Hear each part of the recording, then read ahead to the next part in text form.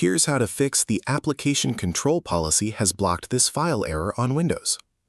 This error comes from Smart App Control, a Windows security feature that blocks applications it cannot verify as trusted. While it is a useful security tool, it frequently blocks legitimate game launchers and executables that have not been signed in a way Windows recognizes.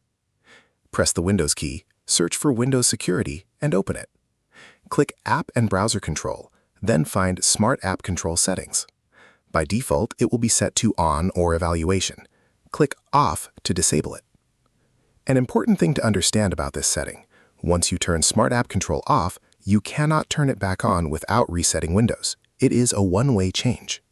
For most gaming PCs where you are regularly running unsigned executables from game launchers, this is an acceptable trade-off, but it is worth knowing before you click. Restart your PC after making the change for it to take effect. Once back on your desktop, the application that was blocked should now open without the error. If this helped you out, hit that subscribe button for more straight-to-the-point tutorials on step-by-click.